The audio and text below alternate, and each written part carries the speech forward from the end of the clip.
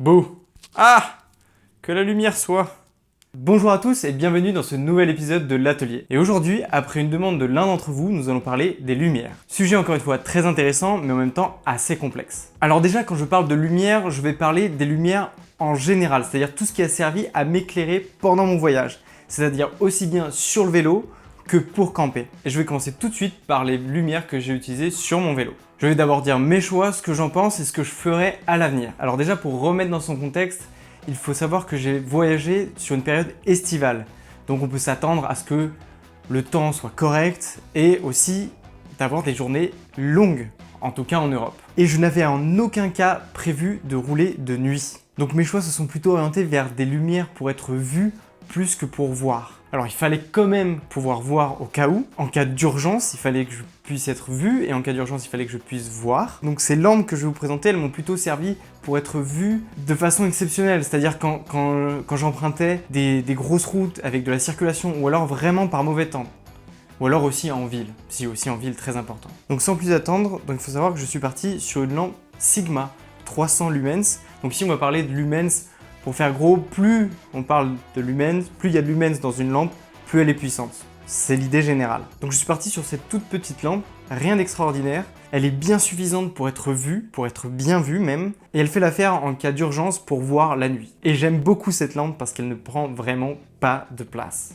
C'est-à-dire que je ne l'ai pas beaucoup utilisée, du coup elle était souvent rangée, et ça m'évite de stocker quelque chose de trop gros sur le vélo. Alors je vous présente quand même parce que j'ai beaucoup hésité avec sa petite sœur, la Sigma 200. Donc c'est Sigma Buster, là, Sigma Buster 200. De toute façon, je mets tous les liens en description. Donc ça, c'est la petite sœur, donc 200 lumens et celle-ci 300 lumens. Alors pourquoi j'ai les deux? C'est qu'en fait, je les ai utilisés en course de VTT. J'ai utilisé ça pour la Lyon Free VTT, donc qui est une course de VTT nocturne. Alors sur la 45 km, attention, pas la 75, ça serait vraiment pas suffisant. Voilà, mais pour rouler un petit temps de nuit, la combinaison des deux offre 500 lumens qui est vraiment sympa. En course, j'en mettais une sur le cintre et... non, celle-ci. Voilà, je mettais celle-ci sur le cintre et celle-ci sur mon casque. Et franchement, ça allait très très bien. C'est le minimum recommandé. Moi, c'est vrai que parfois, quand c'est le minimum recommandé, je m'arrête là parce que, bon, mine de rien, financièrement, elles sont très accessibles pour la puissance qu'elles offrent.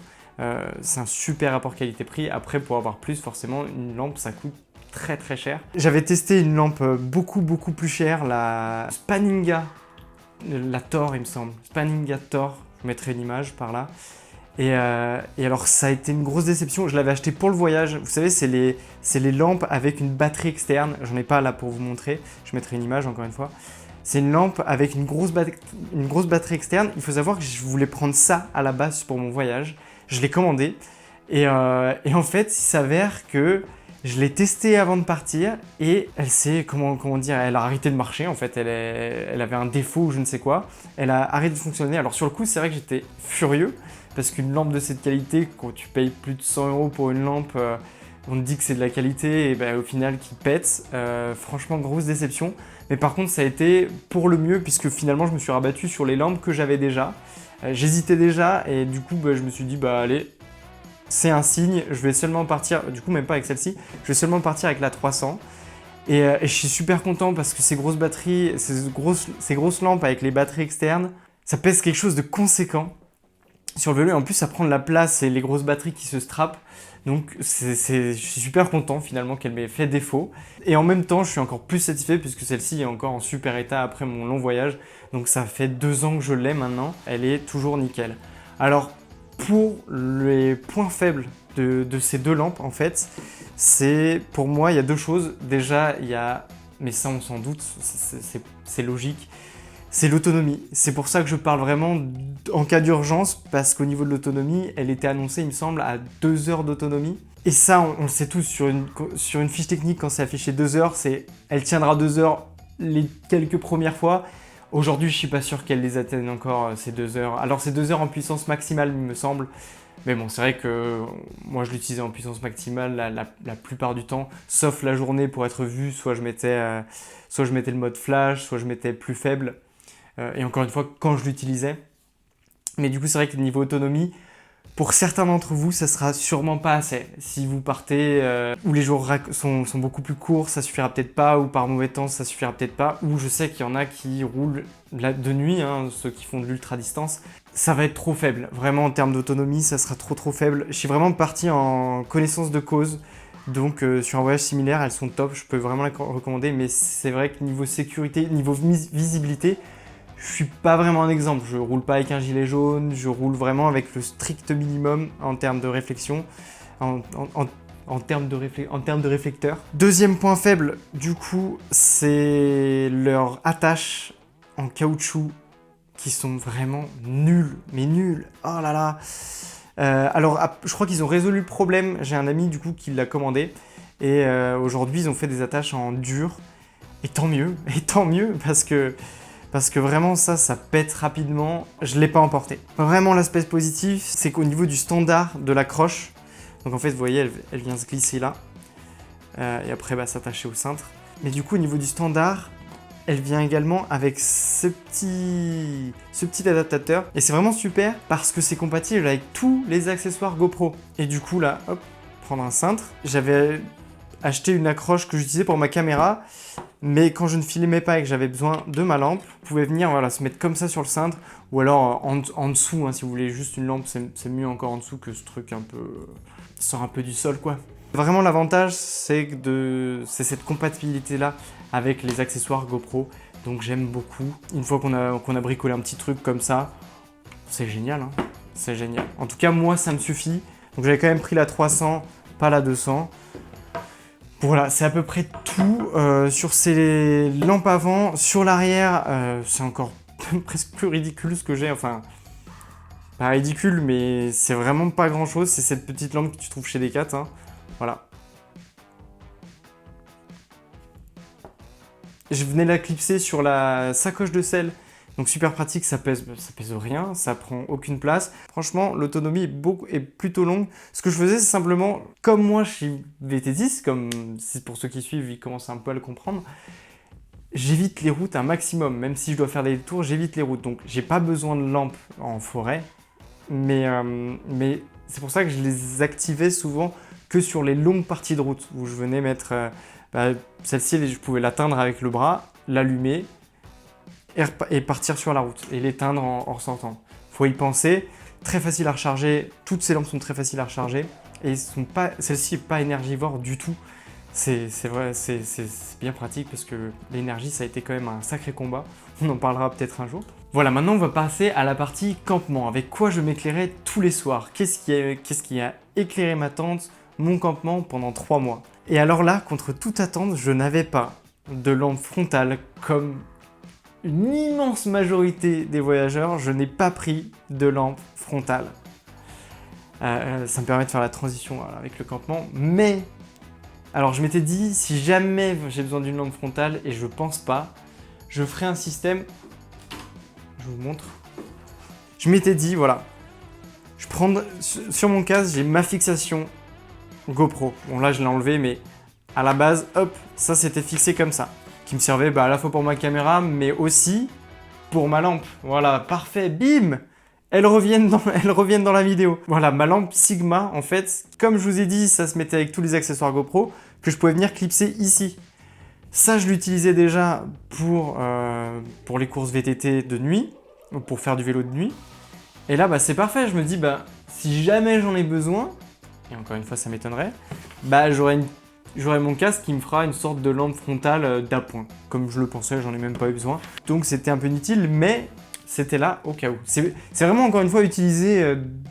mon casque, ça fait casque et lampe frontale, tu vois. C'est vraiment utiliser... Hop, toi tu reviens là. C'est vraiment utiliser son matériel pour plusieurs utilisations. C'est utiliser pour plusieurs utilisations. C'est utiliser son matériel pour plusieurs fonctions. C'est un peu le but du bikepacking. C'est de faire avec le moins possible. Mais du coup, et c'est là que c'est intéressant, avec quoi je m'éclairais. Et bien alors là, ça va être rigolo d'en parler. Je vous présente Lucie. Voilà. Wouh, mais qu'est-ce que c'est que ce machin? Alors Lucie, c'est ma lampe qui m'éclairait, voilà, tout mon campement. Vous l'avez peut-être vu dans les vidéos Road to Scotland, Bikepacking to Scotland, la série. C'est une lanterne gonflable qui a plein de fonctions, elle est vraiment super bien. Elle est très fatiguée là. Honnêtement, le voyage lui a fait du mal parce que j'en ai pas pris excessivement soin. Qu'est-ce que je peux dire dessus? Alors déjà, elle ne m'a jamais déçu. Elle a une autonomie monstre. J'ai même pas eu besoin de la recharger elle vient avec un chargeur USB, mais juste avec le panneau solaire, ça alimente largement en énergie les lampes. Je mettrais l'autonomie, mais c'est un truc monstre. Et d'ailleurs, c'est une des premières fois que sur un produit, le descriptif avait tout bon. L'autonomie était bonne, la luminosité était bonne, la puissance de la lumière était bonne, et on peut même recharger son téléphone avec. Alors, pas quelque chose d'énorme, mais je pouvais recharger la moitié de la batterie de mon téléphone au cas où, voilà, en cas d'urgence, ça peut aussi faire ça. Mais en plus de ça, il y avait une sécurité, c'est-à-dire qu'une fois qu'elle est déchargée, à un certain niveau de batterie, elle arrête de charger le téléphone et il y a toujours cette sécurité pour pouvoir quand même m'éclairer au cas où. Et j'ai vraiment adoré. Alors vraiment, voilà, le gros point faible, on va dire que le gros point fort, c'est vraiment la partie technologie. Maintenant, le gros point faible, c'est le gonflable, en fait, a fini par crever. Elle a tellement souffert, la pauvre, avec ses 3 mois de voyage. D'ailleurs, je pense que je peux la réparer facilement, un petit point de colle ou quelque chose. Pareil, la fixation parce qu'en fait, je la faisais suspendre sur la tente et la fixation a fini par péter. En fait, j'avais collé une ficelle.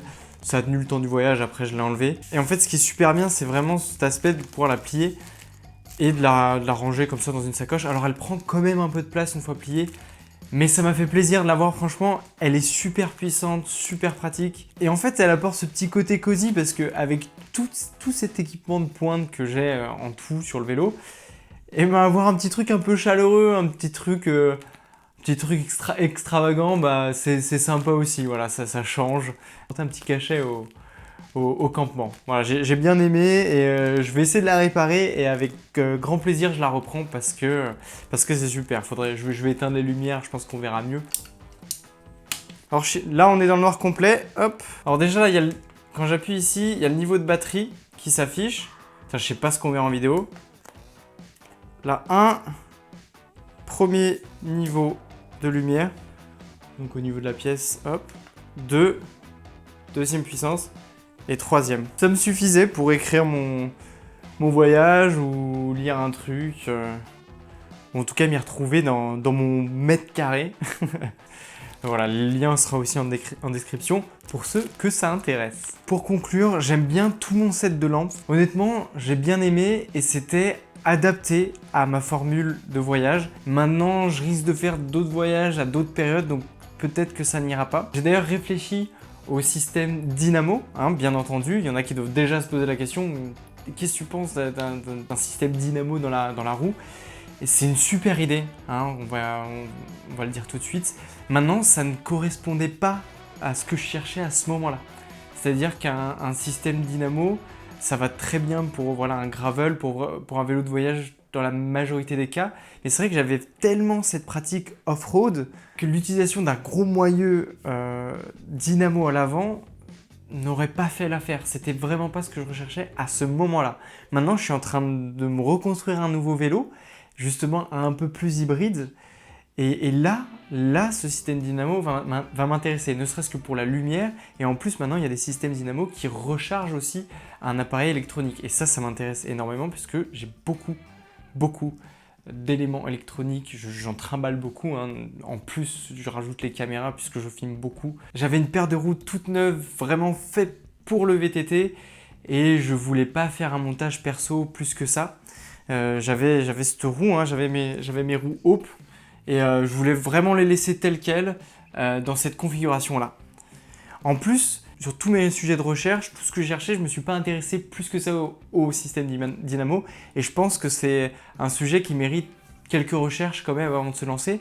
Pourquoi pas, dans mon cas, faire un montage perso avec mon choix de jantes, mon choix de rayon et mon choix de dynamo.